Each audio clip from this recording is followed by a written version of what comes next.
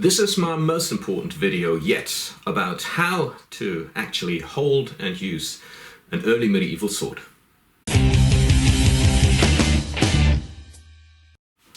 In a good number of my videos I have explained why I think that with single-handed swords and early medieval Viking Age swords in particular, the pommel was an integral part of the grip. I think that is because this is the only way that I can fully extend the sword, that I can make the sword an extension of the lower arm. Something which is actually not possible if you fist clamp the grip and then try to bring forward the point. It also says in late medieval combat treatises that long point, which is the position where you completely extend the sword, the blade's point, that long point is the heart of the art. It is the core of swordsmanship. A lot of people say that late medieval treatises cannot actually be applied to early medieval combat. And because there are no comparable sources from that era, there was not a martial art or a particular refined art of swordsmanship that would compare to what we see in later sources from, say, the 14th or the 15th century. Now, this is a bit like saying there was no proficiency in sailing with the Vikings. They just built these wonderful ships and then boarded them and left the shore intuitively trying to get from A to B. That is, of course, pretty naive an assumption. Much rather, I argue that if you have an elaborate tool, then this tool was developed to meet the requirements of a particular craft, which, of course, was in existence first.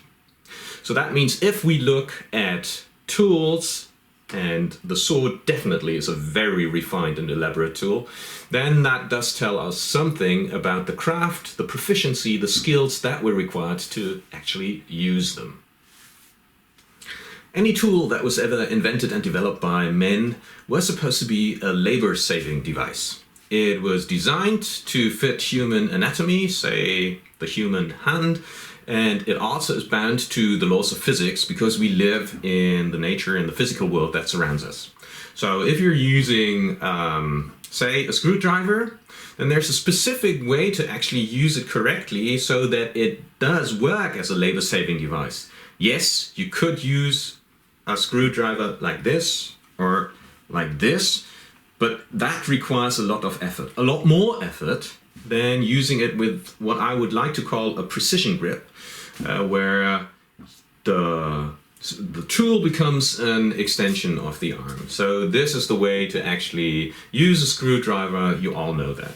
The same goes for cutting whatever, a slice of bread, for instance. You pick up a knife and yes, you could fist clamp the grip and then cut the loaf of bread. However, it's a lot more precise, and also, if you have proficiency, also more effortless to use a precision grip that is actually related to the one that I just showed with my screwdriver. This grip makes use of the thumb. So the thumb in conjunction with the index finger, the bent index finger, this is what allows for precision. Also think about writing, for instance. Yes, you can grab a pencil really hard and fist clamp it, and then you can write, but you will note, or you all know, that if you actually hold it in the way a pencil is supposed to be held, then writing with precision is much easier. And that is what tools are designed for. They're supposed to be labor-saving devices. You need some proficiency to actually use them with precision, but if you have learned these according skills, then this tool makes sense in your hand. And the very same is true for a sword like this one here. Now, intuitively, most people, when you look at, say, a stall at a Renfair event or some medieval event and people pick up swords, then usually intuitively they fist clamp it, like so, like an action figure. That's why I call this the action figure grip. However, as I said, it is intuitive, it is not precise for the very reasons I just lined out. Namely, if you want to use something that is pointing forward, like say a screwdriver or a knife, you need a precision grip. Now, I know that a lot of people still insist that fist clamping a grip using the so-called hammer grip is appropriate to swords. Not if you actually want to extend them, but then again, what is a hammer grip anyway? So if you pick up a hammer, you can hammer a nail in by actually clamping the grip, the shaft of a hammer like so, and then hit the nail, but it's a lot less precise and less promising than letting the hammer do the job for you. And the moment you actually strike, there's some kind of extension here too.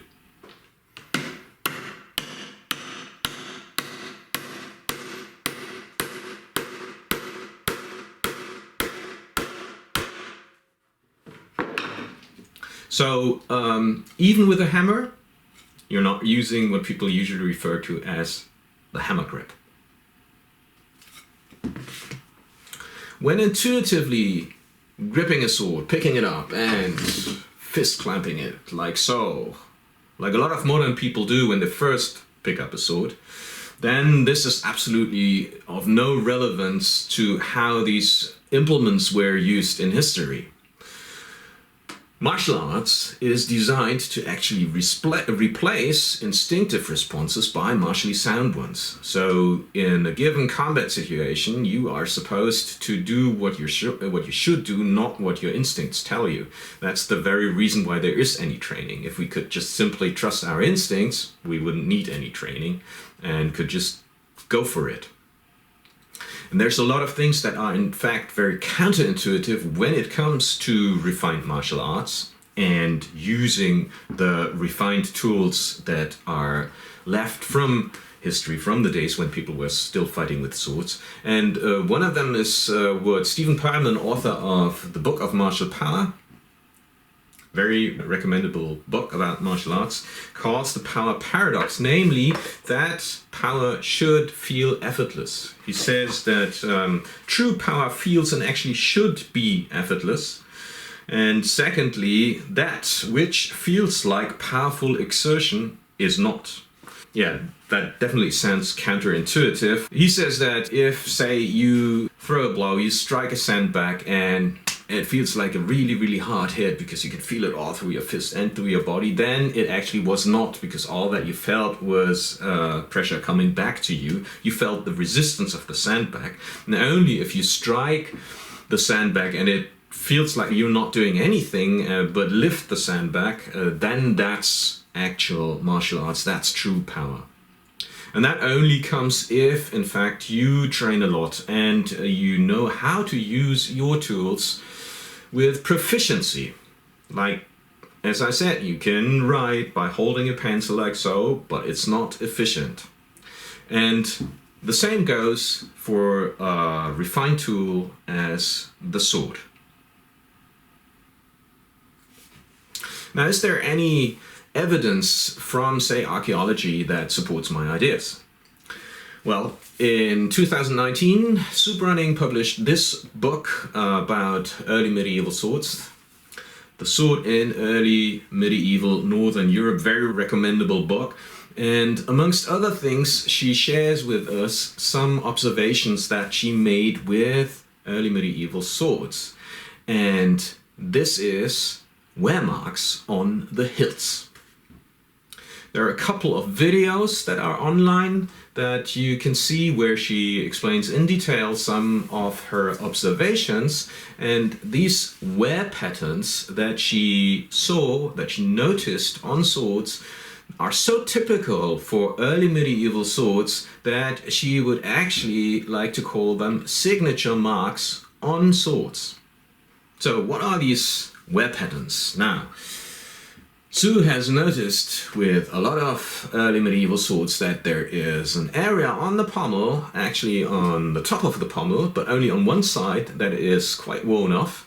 And then one of the surfaces of the pommel is also more worn out than the opposing one. And she concludes that this must have been caused by the interaction of the bearer of the sword, the owner of the sword, and his weapon. And I completely agree. Now, she suggests that this may have been caused by people being girded with their swords and resting their hand on the sword pommel as they walk about, as they sit in the longhouse or whatever. And this may well be true. There are some images from period iconography which actually show that kind of situation. Here's one from a Carolingian manuscript. However, when I saw the images and read about these wear patterns in her book, I instantly thought about my sword. My sword has copper alloy fittings, so they're hollow cast fittings, and because they are of bronze, they do leave a mark on my hand after fighting. After a long weekend of training and of fencing, I wanted to show you the marks that were left on my hand, the stuff that was left by the sweat having reacted with the bronze fittings of my Viking sword. And because I hold the sword like so a lot, so this is one of the positions, only one of the positions, but it's one that I use a lot, so the sword moves like this very often. There's a lot of contact here, where it's now all shiny, and all these shiny parts, they are polished by my hand. And here you can see that the hand is full of the oxide products produced by sweat, abrasion, and the brass of or the copper alloy of the pommel. Yeah, so apparently that means that all the bronze that is on my hand now is no longer on the hilt. So of course I was wondering if the oxides on my hand were indeed rubbed off from those specific areas on the pommel which Sue Brunning has identified as specific wear patterns on early medieval swords. And I wanted to know if this was indeed caused by the way that I use a Viking sword or an early medieval sword to that end. And thus I ran an archaeological experiment in Hedeby in the summer of 2019, and I'm going to share the results with you now.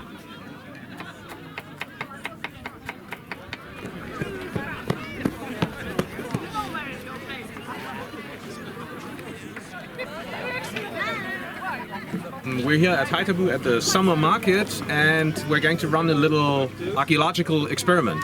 Only a few weeks ago, Sue Brunning of the British Museum, she's a curator at the British Museum, published a book on the sword in Northern Europe in the early Middle Ages, and it's a really recommendable book.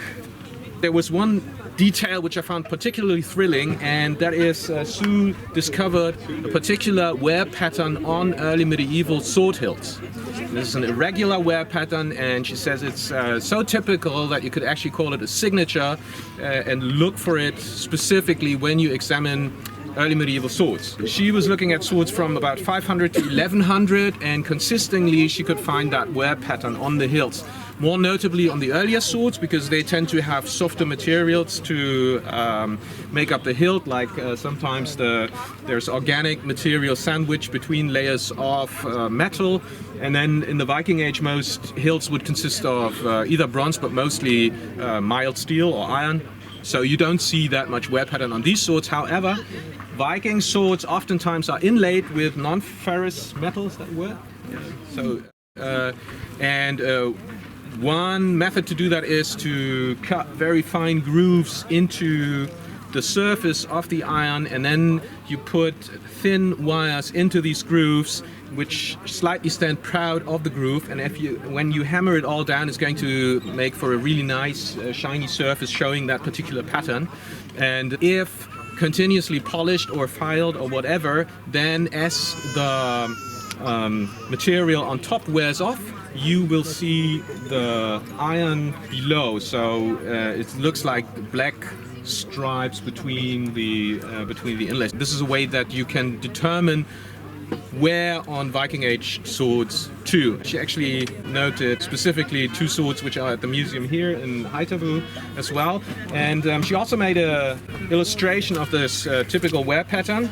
So interestingly, it usually is the top of the pommel, but not symmetrical. It's the very top and then the side of the top. This is not a Viking Age hilt here, this is an Iron Age hilt, but she found the same patterns on the Viking sword hilts too. With some of the swords, the side of the pommel is polished flat too. What caused that wear? Possibly because people were constantly wearing their swords girded, that maybe textile rubbed off part of the metal, but I have my doubts because first off, textile would rub through long before you would lose material on your hilt, and in an age where clothing was so important, you would probably not wear something on your body continuously in such a fashion that it constantly produces a hole in your costume. Plus, the way that I reconstruct how you suspend at least Viking Age swords, the hilt stands proud of the body, so there's not really any touch. And that would not change even if I wore some armor, which was very rare at that age anyway. And if we look at Iron Age swords, they would sit further up here, same thing. You don't really get in touch with the top of the pommel, which is supposed to be a part that is particularly worn out on those swords. So if it's not girding the sword, running around with the sword, then the only other sensible option is of course using the sword. And that does not necessarily mean that people were constantly fighting. They were probably, like with any craft, constantly training and practicing what they did. Like we know from the later Middle Ages, from the 1250s, that Scandinavian warriors trained, or professional warriors were admonished to train twice per day. So these are pros. Now, with Viking warriors, we have no idea how much they actually trained, and I assume that this would vary depending on who we are actually looking at.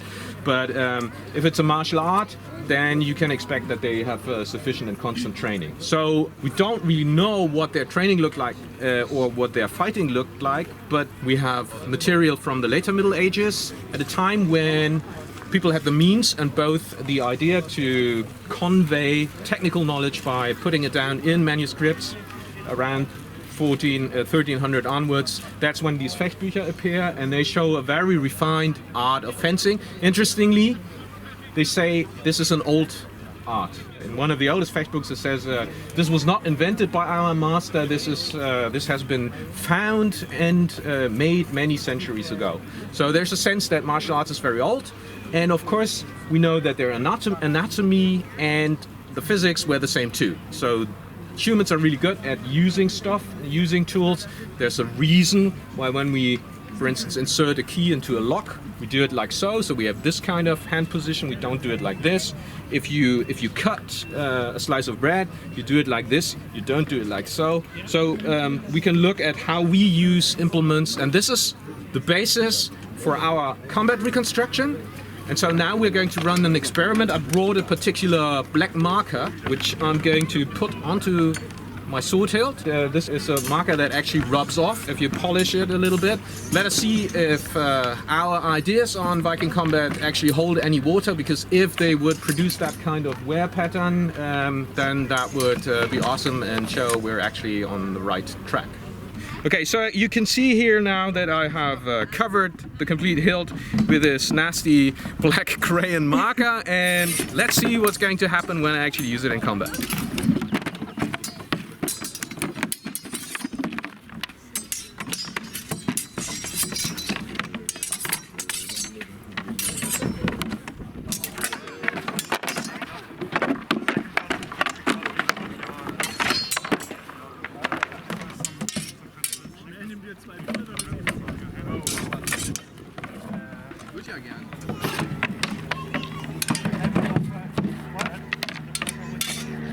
Okay, so after about half an hour's fighting, you can see wear patterns on this hilt. Most of the crayon was rubbed off at the side of the pommel, and it's one side specifically, so it's asymmetrical. If you look at the other side, there's not much taken off, so most of it went here and here. And then also, if you pay attention, this flat side of the pommel was used less, so it's not here, it on this side, yeah, which is in perfect, which perfectly matches Sue Brunning's observations. You can see that a lot of the paint went into the ball. Is it called the ball of the hand? So it's the bottom of the palm here. That's where most of the paint went. It's because basically this cutting motion that all of you know when you cut some bread, that's how you hold a cutting implement. So this is some great confirmation for my ideas, and now we actually do have archaeological evidence for how warriors in the Viking Age or in the early Middle Ages used their swords in combat. However, remember that the wear patterns discovered by Sue Brunning are asymmetrical, so they're only on one side of the pommel. If swords of the early Middle Ages were symmetrical, then it wouldn't matter if I held my sword with this edge down or with this edge up. You could just change grip, and thus that would make for a symmetrical distribution of wear patterns on the pommel, but that is not the case. And the reason for this is Viking Age swords, or early medieval swords, were not symmetrical. They had a true edge by default and what is sometimes called a short edge or false edge, and it was not arbitrary how you actually picked up the sword and how it was worn in the scabbard. Now, Sue has quite correctly pointed out in her book that with some of the early Saxon, mid-Saxon swords, you have a more decorated side, so that would be the show side, so that would be the side that was worn towards the viewer if the sword was in its scabbard and girded. And thus, when the warrior drew his weapon, then it would usually be with one specific side downwards and the other side upwards. But in addition to ornamentation creating a show side of a sword, there are in fact ergonomic reasons why you want to tweak the ideal of the perfect symmetry of sword design. So symmetrical hilt design was the aesthetic ideal of the day. However, let's not forget that the gripping hand, the connecting point between the body and the weapon, is by no means symmetrical. You always have a finger side and a thumb side if you completely extend your weapon. So there's an unequal distribution of body parts on the hilt of the sword. It's asymmetrical. And if you just think about your standard kitchen knife, that knife is usually of an asymmetrical design too, because of the gripping hand, because the gripping hand is asymmetrical. The same goes for sabers. Sabers, in fact, do have a more ergonomic hilt design than swords. So what the craftsmen of the age apparently did was, while trying to upkeep that ideal of symmetry, they tweaked the design, creating the illusion of a symmetrical sword, but they improved the functionality, increased the functionality by slightly tweaking it. And think of a saber when I show you a few strategies of historical craftsmen when they designed the perfect sword that created an illusion of symmetry, but in fact was optimized for the gripping hand. So the first strategy is to move the pommel further to the side, so that when you grip the sword, there's more space on the finger side, so on this side of the pommel, and a little less space here because you don't really need it there. In fact, on the thumb side, the corner of the pommel can in fact be quite inconvenient because here's always this big muscle at the base of the thumb. So you need a little more space here and you don't need so much space here. So by shifting the pommel to the finger side, you improve the functionality of the sword. And this is exactly what they did. You do see that on a number of swords. Take a look at these two swords, which are from around Hedeby. They're Type V swords, and it's totally obvious that the pommel is not sitting on the central axis of the sword. It has been moved to the side. And it's two swords from about the same area, from about the same period. They are exactly the same type, so it's very unlikely that this is accidental. There's another sword in Hedeby Museum in the Viking Museum Haithabu, and this is a Carolingian type which is found in a grave mound, a boat burial. And this sword, once you have spotted how asymmetrically the pommel is mounted to the tang, then you cannot ignore it anymore. So this is one of the strategies, and there's only 3 examples of swords that I showed to you. There is clear indication that this was done on purpose when the sword was mounted by the craftsman.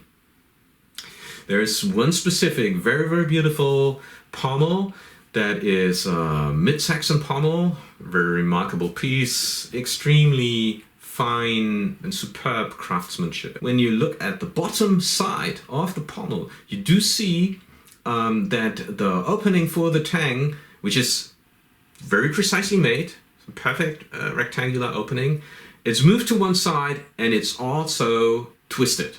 This is mirrored in the decoration. The decoration already tries to cover up that this sword is not meant to be symmetrical, it's only supposed to look symmetrical, but it was actually designed to be a perfect weapon. So when this pommel was mounted on a sword, that made for a pommel that was set to one side, so it was out of the central axis, and at the same time it was also twisted to determine handedness and thus increase functionality of that sword. That is the reason why with early medieval swords we see the wear marks on the pommels only on one side of the pommel. So we have asymmetrical wear marks, wear patterns on the hilts caused by the warriors actually practicing and fighting with their swords. And they are asymmetrical because the swords were asymmetrical too. Vielen Dank für Ihre Aufmerksamkeit.